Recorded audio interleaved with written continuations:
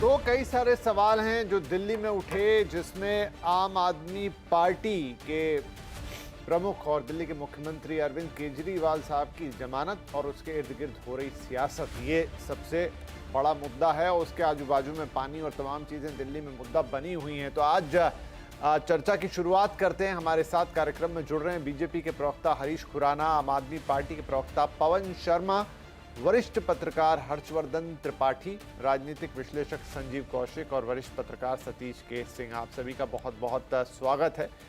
सवाल तो मैं लेना चाहता था पहला आम आदमी पार्टी से, लेकिन उनके प्रवक्ता फिलहाल अभी जुड़ नहीं पाए हैं। तो हरीश खुराना साहब, आपसे सवाल। आम आदमी पार्टी आरोप लगा रही है, हालांकि वो ईडी की बात करते हुए आप तक पहुंच रही, कि ऐसी क्या जल्दी थी कि ऑर्डर भी कोर्ट का आने नहीं दिया और उससे पहले ही ईडी जो है वो हाई कोर्ट में पहुंच गई।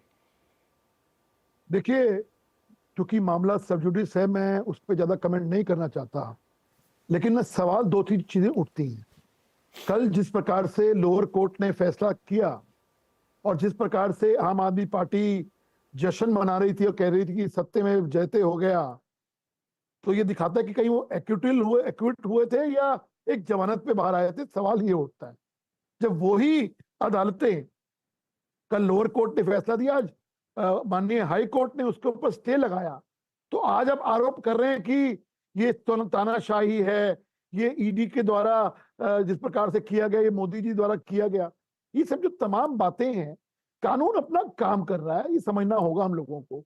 कानून के तहत कार्रवाई हो रही है, कानून के तहत इनको बेल मिली थी और कानून के तहत पूरा अख्तियार था ईडी को हायर कोर्ट में जाने का। वो लोग गए और कानून के तहत ही माननीय न्यायालय ने, हाई कोर्ट ने उनको अभी स्टे दिया है। अब वो क्या करेंगे, कोर्ट में क्या फैसला आएगा क्या नहीं आएगा, वो तो वक्त बताएगा। लेकिन सवाल आज ये भी उठता है, जो अपने आप को कहते हैं कि इस केस में तो कुछ दम नहीं है, क्योंकि संजय सिंह ने भी प्रेस कॉन्फ्रेंस करके कहा कि ईडी के पास अब कोई दम नहीं है। तो ये जवाब भी फिर उठना चाहिए और इस सवाल भी पूछा जाना चाहिए कि पिछले 1.5-2 साल से इसी केस के अंदर माननीय मनीष सिसोदिया जी जेल के अंदर है, उनको सुप्रीम कोर्ट ने बेल नहीं दी और सुप्रीम कोर्ट ने अपनी टिप्पणी में कहा कि 300 करोड़ से ऊपर का मनी ट्रेल कहीं ना कहीं पकड़ा गया है। तो उस पर भी तो कोई कमेंट आना चाहिए। ये तो हो नहीं सकता कि कड़वा मीठा मीठा गप गप और कड़वा कड़वा थू थू, ये तो होगा नहीं। कानून आपके हिसाब से नहीं चलेगा।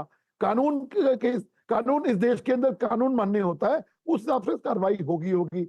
इसलिए मेरा कहना है, ये सब जो बातें हैं कि वेंडेटा पॉलिटिक्स हो रही है, ये तो हम पिछले 2 साल से सुनते आ रहे हैं। लेकिन जो तमाम इनके लोग हैं, चाहे वो मनीष सिसोदिया हो, चाहे विजय नायर हो, तमाम ऐसे लोग हैं जब उनकी बेल नहीं होती है उस पर ये चुप्पी साध जाते हैं। और जब माननीय न्यायालय, लोअर कोर्ट, अब किस कारणों से उन्होंने बेल दी, मैं उस पर नहीं जाना चाहता, क्योंकि उन्होंने टिप्पणी भी करी है कि बहुत सारे पेपर्स हैं, वो इतने सारे पेपर्स हैं वो नहीं पढ़ सकते। तो मैं एक लाइन भी उसमें से पढ़ के आपके दर्शकों को सुनाना चाहता हूँ। वो एक लाइन बहुत महत्वपूर्ण है कि it is impossible to go through these documents of pages of document at this juncture.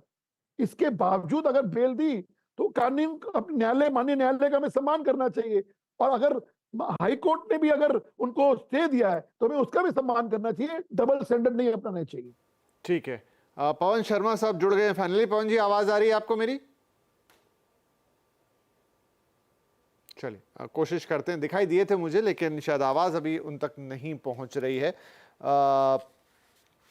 यहाँ पर चलिए, अब सतीश जी हैं हमारे साथ, हर्षवर्धन जी, ये बात को आगे बढ़ाते हैं। सतीश जी, आम आदमी पार्टी की तरफ से दलील ये आ रही है कि तानाशाही है और बिना ऑर्डर के चले गए, और दूसरी तरफ एक बात ये भी है कि भाई अब ईडी तो इसीलिए तो है ना, वो जांच ही तो कर रही थी, वो तो मान के चल रही है कि आपने गलत किया, गिरफ्तारी की, पहले 9 समन भेजे, फिर ऑर्डर किया, और वो तो जाएगी, ये उसका स्वाभाविक काम है कि वो बड़े कोर्ट में जाके अपील करेगी। उस पर क्यों आपत्ति होनी चाहिए? पवन साहब जुड़ गए क्या? ये सवाल वैसे मैं उनसे लेना चाहूंगा। पवन जी, आपको मेरी आवाज आ रही है?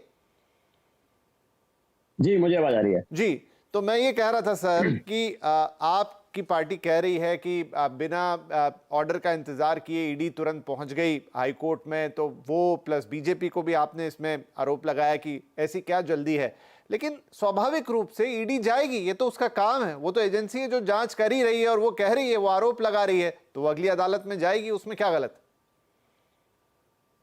बिल्कुल। देखिए, आपको और आपके सारे दर्शकों को मेरा नमस्कार।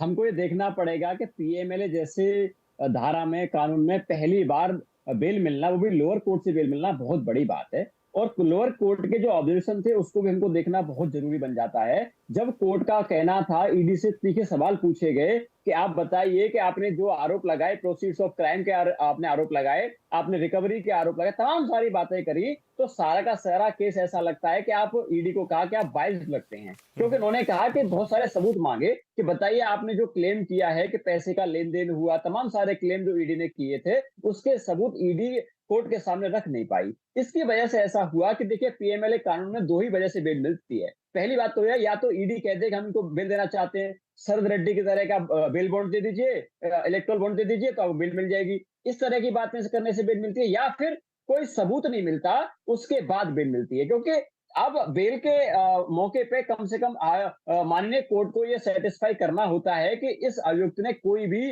गुनाह नहीं किया, तो लगभग बेल मिलने का मतलब है कि लगभग लगभग आप बरी हो गए, ये कह सकते हैं, लगभग आसान शब्दों में किया जाए तो। इससे यह प्रतीत होता है कि भारतीय जनता पार्टी की संचालित ईडी एक्सपोज हो गई, लगातार एक्सपोज पहले दिन से होती आ रही है। जब कई बार न्यायालय ने पहले भी कहा कि या तो आप कोई सबूत लेके आइए, नहीं तो आपका केस ट्रायल में 2 मिनट भी ठहरेगा नहीं, तो आज तक ईडी सबूत नहीं दे पाई। हम जो पहले दिन से कह रहे हैं कि भारतीय जनता पार्टी की संचालित ईडी का जो केस है वो सारा फर्जी केस है। फर्जी केस हमारे नेताओं को फंसाने की साजिश भारतीय जनता पार्टी और ईडी के साथ मिलकर जो चल रही थी वो दिनों दिन एक्सपोज होती जा रही है। और देखिए बड़ी बात हो जाती है कि जब लोअर कोर्ट का फैसला वेबसाइट पे अपलोड भी नहीं हुआ, प्रोनाउंस भी नहीं हुआ, उससे पहले ईडी हाईकोर्ट चली गई। क्यों चली गई? क्योंकि उनको ये मकसद था कि देखिए जांच करना, ऐसा लगता है कि ईडी का मकसद तो था ही नहीं।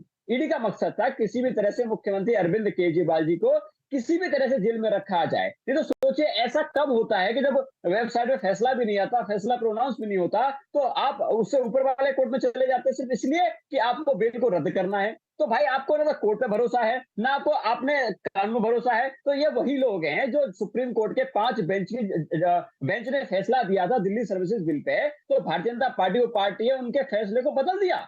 तो ऐसा लगता है कि भारतीय जनता पार्टी की साजिश बहुत बड़ी एक्सपोज हुई है और लगातार एक्सपोज हुई है। हम पहले से कह रहे हैं कि आम आदमी पार्टी को कोर्ट पे पूरा भरोसा है। कोर्ट नहीं तो कोर्ट आपको जब, ठीक है, आपने कहा 2-3 बातें यहाँ पर, ठीक है, आपको कोर्ट पे पूरा भरोसा है। आप लोअर कोर्ट कहूंगा या राउज एवेन्यू या ईडी कोर्ट ने कहा कि बायस लग रहे, वो सारी बातें सही है, लेकिन अब जो मामला गया वो भी तो हाई कोर्ट में गया, वो भी कोर्ट है, ये भी कोर्ट थी, वो भी कोर्ट है, ये उससे बड़ी कोर्ट है। आप कह रहे हैं हमें कोर्ट में भरोसा है, तो अब वो ईडी का काम है, वो लेके जाएगी। मुझे लगता नहीं उस पर किसी को कोई आपत्ति होनी चाहिए। ये एक बात कह रहा हूं, ये प्रक्रिया है कि डेफिनेटली उसका तो काम ही है, वो तो जांच कर रही है। वो जांच सही है, गलत है, बायस्ड है, ये अपने आप में एक अलग बात है।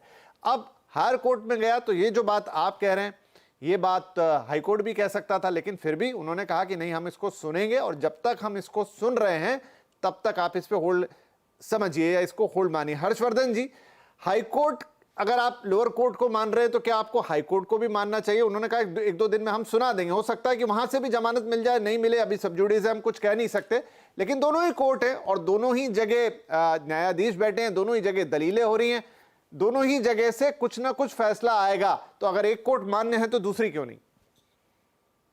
देखिए विभिन्न, मुझे लगता है कि सबसे महत्वपूर्ण और सबसे बड़ा प्रश्न यही है, राजनेताओं ने जिस तरह से कोर्ट को अपने पक्ष या विपक्ष में निर्णय आने पर कोर्ट को कटघरे में खड़ा करना शुरू किया है, ये बहुत अच्छी स्थिति नहीं। न्यायालय भी कई बार ऐसे निर्णय देते हैं कि वो लगता है कि जैसे कोई एक उस निर्णय के जरिए कोई संदेश भी देना चाह रहे हैं। अब सर्वोच्च न्यायालय ने जब निर्णय सुनाया था तो आपको ध्यान में होगा कि बड़ी कंडीशंस लगाई गई। कहा गया था कि 5 साल में चुनाव आता है, फ्री एंड फेयर सबको मिलना चाहिए, एक बराबर मौका मिलना चाहिए, लेवल प्लेइंग फील्ड मिलनी चाहिए।